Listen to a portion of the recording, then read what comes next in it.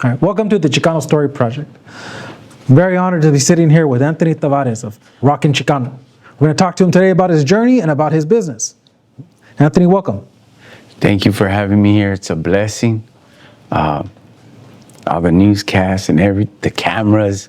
I ain't used to this, you know what I mean? But it's a blessing to be here, my brother. You know what? It's an honor to be able to share stories, especially in our own words. Talk about where we've come from and why we do the things that we do. In our pre-interview, we touched on family. We touched on your journey. We touched on what you're doing with your business. I want to share a little bit about that with our community who are watching from home. You know, what led you to Rockin Chicano? The hunger, the poverty, the setbacks, the negative. I just had to do what I had to do, you know, and it was a long journey. It's been a long journey. But with every journey, there's always a success. Mm-hmm. And it's been a love and hate, but it's been a blessing. Yeah. So that hunger, you wanted something that was your own. You wanted something that could provide for you and for your family? Yeah, you know, I had a long, hard life, and I came out of prison, and I just wanted to change. I did about 15 years in and out, and the whole body of life. I lived it all. The shoes, I've done it all. As you could tell by my appearance that this guy's been around. Yes, I have. But I paroled, and I just wanted to change. I wanted something new. Mm-hmm. I wanted a house. I wanted a bed. I wanted a car. I wanted a family. I wanted kids. I wanted to wake up to that white picket fence.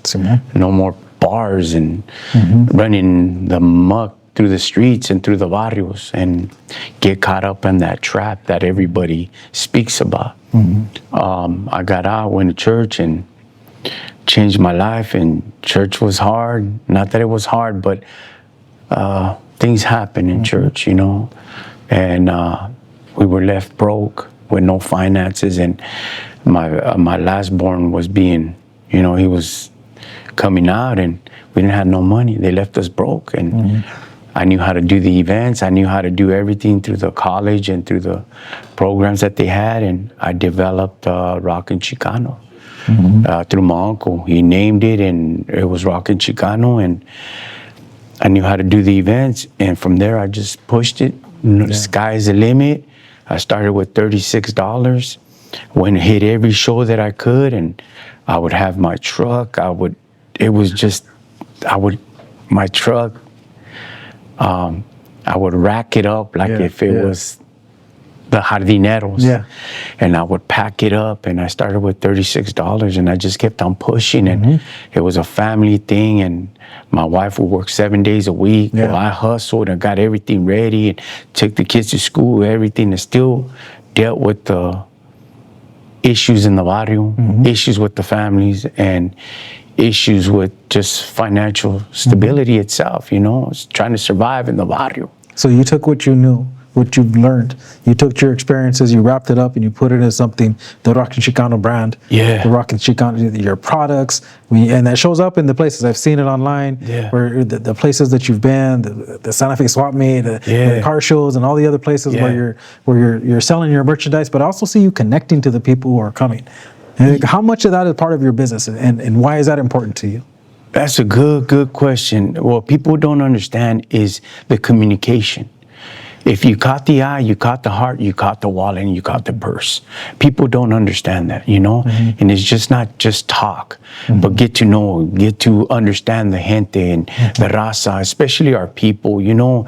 And nowadays, when we're at it's like so much chaos, so much mayhem, division, and not being racist or anything, but our people tend to be a little blind. You know, if they could open up their eyes and see what's taking place and what avenues and what paths they have for us, man, the sky's the limit, you know. But it's unfortunate that a lot of our raza don't seem to see these things, these paths. And my job, what I usually do is I connect with the people.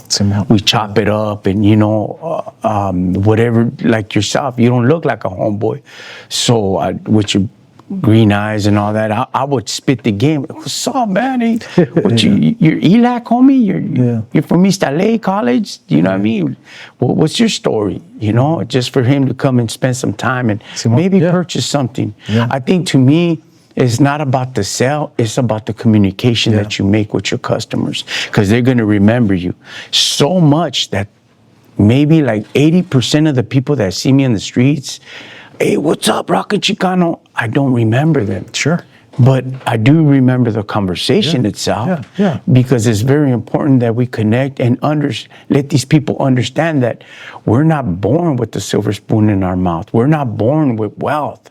We have to create it. We have to invest into it. We have to get a root, a foundation, stability, finances, bank accounts, LLC, S Corp, all that. They don't teach you in the barrio. They just teach you how to break the dope, do this, steal the car, go do the robbery. And man, wait a minute. Let's change the formation. Let's see the real blueprint. Who's making all the finances? We keep on falling into this trap, and we keep on getting into the system. Stock bond grows. These judges have big old houses. They promise us programs, but you never see a judge or district attorney in the barrios. What's the problem there? Why am I from a single parent home? Why am I state raised? What's the issue here? You know, why is there EBT with us? Check cashing place, hotels, pawn shops, liquor stores. Like, wait a minute, corporates buying all the houses in the barrio. Like, what's really taking place? You know, when you have those kind of conversations with the people, they're like, I thought you were just trying to sell me a sarape. No, brother, it's more than that, you know? And I think that comes back to the root of the word Chicano, because ultimately it means self-determination. You are making the choices for yourself. You are moving the pieces on the board so that you can be in charge of your own destiny. Right? And I think that's a powerful message especially for people who are thinking about starting a business, or people who are trying to get their lives together, people who are trying to figure out what the next step is. It's like, it's planning. You know, you have to stay focused. There's people in front of you. There's leaders in front of you that I admire a lot. I listen to a lot of individuals through social media, books, you know, Farrakhan, he's Muslim, every aspect that there is for positivity coming out of the barrio. I like to read, I like to study. The word Chicano itself, it means a lot to me. Because I know the struggles. Right after the Bracero program, my grandma and my family came here, and they would explain to me, mijo, el gabacho, mijo, they're gonna come, van a venir, el gabacho, you know, they've done it before with our people. Why do you dress like a cholo? And fighting with their own kids too, you know, and it was, I remember those stories. They're from the 70s, you know, and they were preparing the way. And unfortunately, my mom passed away, you know, and she would tell me the stories. And I was able to experience when I was 5 years old that we were so broke in Cerritos, next door to Norwalk. It was all strawberry fields. We went to go pick them, and I didn't know picking, and we were just there. And I remember the word la migra, and they grabbed my hand and they dragged me like a dog.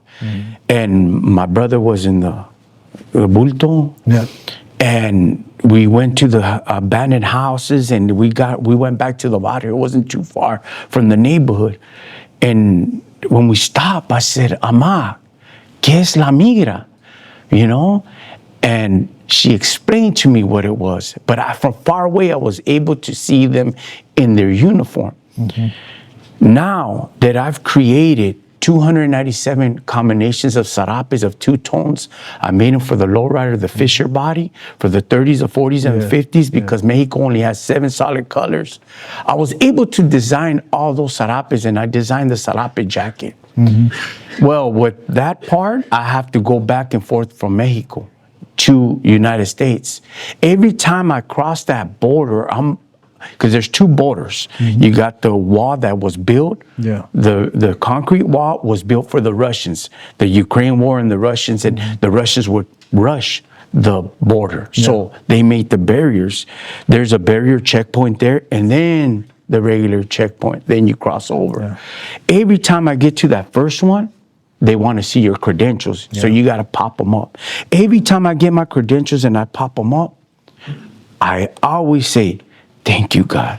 And I say thank you because I know what's on that side. I know how people live. I know how some of the homies that have been deported, they're just working for crumbs. I know that lifestyle. But yet when I cross over, I make sure that I thank the man up above and that he made me a Chicano.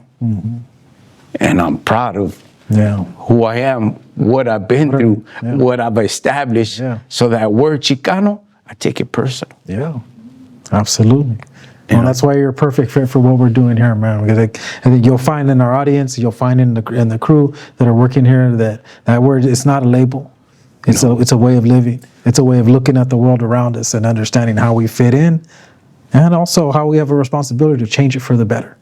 And that's all the things that I hear coming from you, man. And it's been wonderful sitting with you. This is all the time we have for today. I'd love to do a follow-up with you and see how, and maybe at an event or something, so we can learn a little bit more about how you're growing the brand, how you're growing the product, and see how you're interfacing with the community to make it better. So much respect for what you're doing, and thank you so much for your time. Thank you for having me here. All right. Thank you for joining us today on the Chicano Project. We'll see you soon.